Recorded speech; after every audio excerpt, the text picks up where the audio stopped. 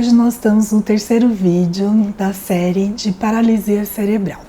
Hoje eu gostaria de falar um pouquinho sobre as causas, né? Eu sei que esse termo paralisia cerebral, às vezes as pessoas não gostam, as famílias, ou às vezes nunca foi mencionado este termo.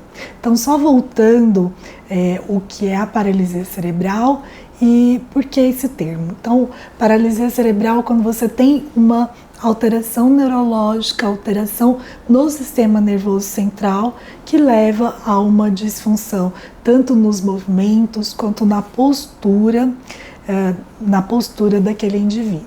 Então, uma pessoa que teve um acidente vascular nos primeiros meses de vida ou perinatal vai ter uma paralisia cerebral se acometer em alguma região do corpo, né, os movimentos.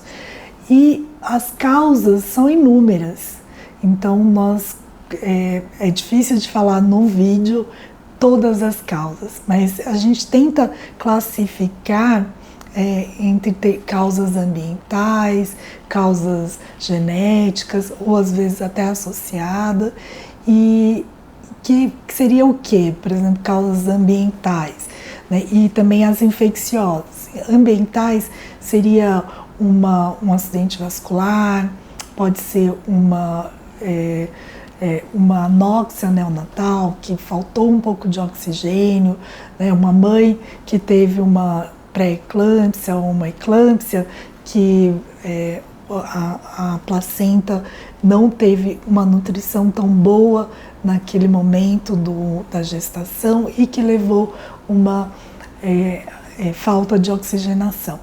A prematuridade também é um fator muito importante. Então, os bebezinhos que nascem com baixo peso, com um cérebro às vezes um pouco imaturo, são mais propensos a ter hemorragias, ter consequências de algumas situações, como a hipoglicemia, a infecção, a septicemia, e que podem acabar lesionando o cérebro.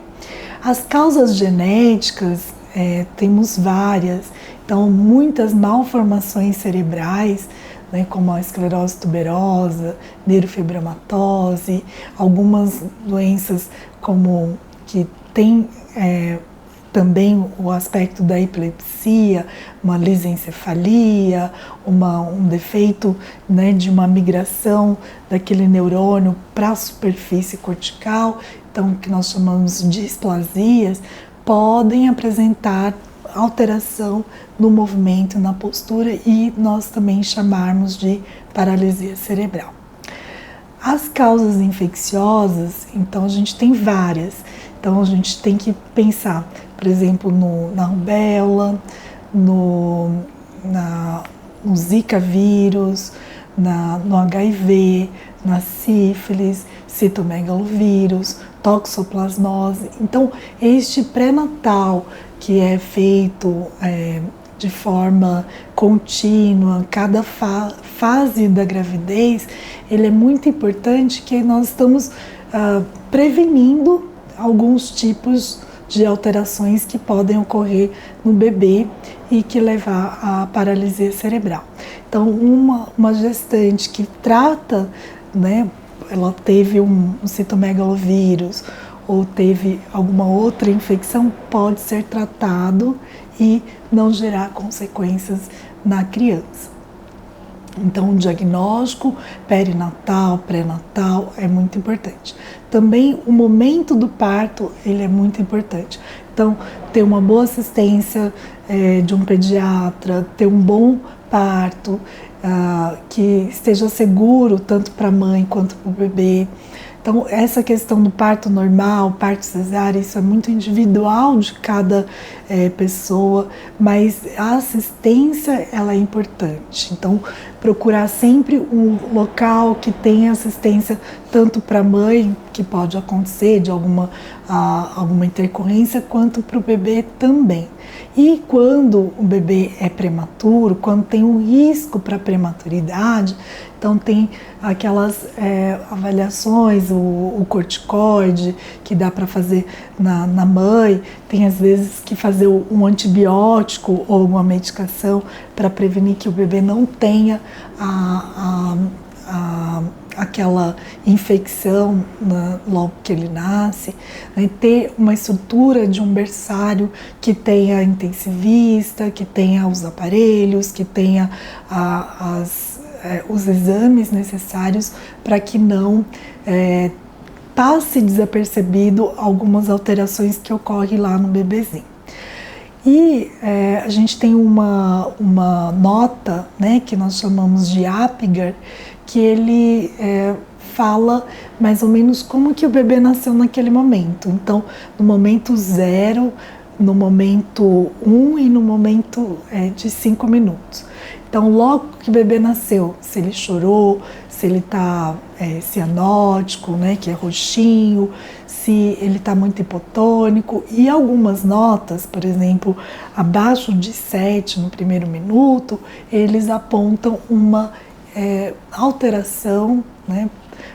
A gente não sabe qual exatamente o motivo, mas alguma alteração que pode, no futuro, a gente pensar em predispor uma paralisia cerebral. E aqueles casos que o Apgar é normal, né? 8, 9, 9, 10, e que de repente tem uma alteração, por exemplo, uma menor movimentação em alguma parte do corpo, lado direito ou lado esquerdo, aí é importante pensar naquelas causas que o bebê já nasce com uma malformação ou tem um sangramento espontâneo. Às vezes a gente não consegue exatamente saber o motivo do que aconteceu, mas que a gente acaba vendo a consequência, fazendo uma tomografia, ver que teve um sangramento ou que já ou uma ressonância que mostra uma malformação. São várias situações. A causa é importante a gente buscar, porque muitas vezes pode ter situações que o paciente não tenha paralisia cerebral, ou até a gente pode falar que sim, mas que é por uma causa, por exemplo, neuromuscular, né? Por exemplo, não seria paralisia cerebral. Por exemplo, uma criança que nasce às vezes com Apgar não muito tão alto e que a criança, né, precisou de uns dias de UTI. Nós temos algumas situações que simulam a paralisia cerebral. Por exemplo, uma criança que nasceu às vezes com Apgar um pouquinho baixo, e aí depois, com o desenvolver da criança, no desenvolvimento, né, nota-se que ela demorou para andar, é mais molinha, e que ou não andou ainda, né, e aí fica um pouco, né, com esse diagnóstico de paralisia cerebral. Então, sempre alguns sinais de alerta, né, são assim, algumas questões. Inclusive, semana passada eu atendi uma criança que a minha suspeita é de que ela tinha uma doença mais para a questão mais neuromuscular.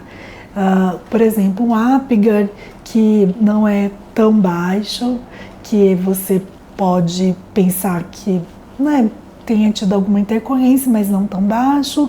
Uma ressonância normal, é muito difícil você ter uma paralisia com uma ressonância normal. Sempre a gente vai encontrar alguma coisa. Hipotonia também a gente não vê. Então, hipotonia é um sinal de alerta, porque você a paralisia cerebral é porque você tem uma lesão cerebral, né, no neurônio aqui que a gente chama neurônio motor superior. Então, alguns sinais são hipotonia, até pode acontecer no início, na fase inicial, mas depois vai vir a espasticidade ou uma uma coisa mista, né? Uma discapacidade com uma ataxia ou com uma discinesia, que é o distúrbio de movimento.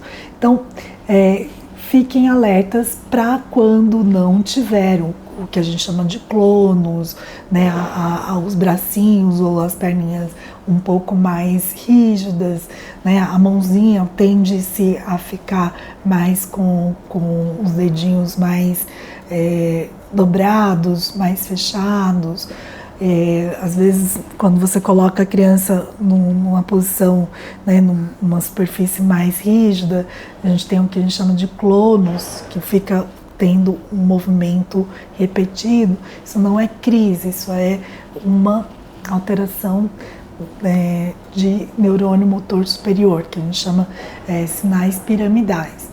E então são essas alterações que a gente tem que pensar que pode não ser uma paralisia cerebral. A outra coisa, por exemplo, distúrbios de movimento. Então, assim, a forma que a gente chama de cinética da paralisia cerebral, muitas vezes ela é pouco frequente. Então, a gente tem lá a causa do kernicterus, que é a bilirrubina alta no cérebro, e que leva muito a alterações que são causadas pelos gânglios da base, que levam a distúrbios de movimento. Então, quando você não tem esse histórico, não tem essa correlação, tudo, né, lembrar que tem muitas doenças genéticas que podem levar a distúrbios de movimento.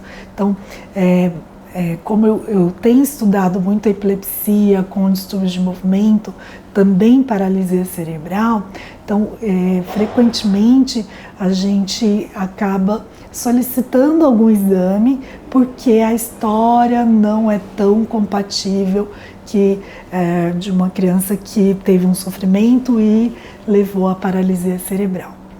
Bom, para fazer um resumo geral, eu queria falar que as causas são ambientais, podem ser genéticas, podem ser infecciosas e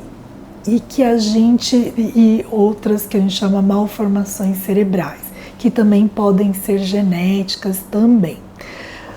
Tem as causas autoimunes, que acho que eu não comentei, mas algumas alterações autoimunes que não é frequente em recém-nascido, bebê, mas que pode acontecer e que podem levar a lesões cerebrais, levando a distúrbios tanto da postura quanto do movimento, que seria a paralisia cerebral.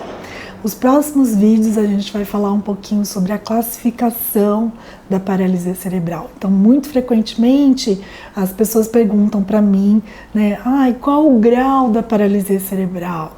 Então, assim, a gente tem algumas formas de classificar segundo a topografia, a etiologia, a questão da coordenação motora grossa. Então, a gente classifica para nos ajudar tanto no tratamento quanto nas pesquisas, quando a gente faz, por exemplo, uma pesquisa de a frequência de epilepsia em paralisia cerebral. Então, às vezes não dá para comparar um caso muito leve com aquele caso mais grave. Então, a gente acaba utilizando essas classificações para nos auxiliar na comparação dos estudos multicêntricos, em vários centros. E também nas terapias, né? Qual a terapia mais indicada naquele tipo de paralisia cerebral, naquele outro tipo. Então, isso eu vou falar um pouquinho nos próximos vídeos, sobre a classificação, sobre as terapias, sobre esporte, e para que fique algo um pouco mais amplo para a gente abordar esses novos assuntos.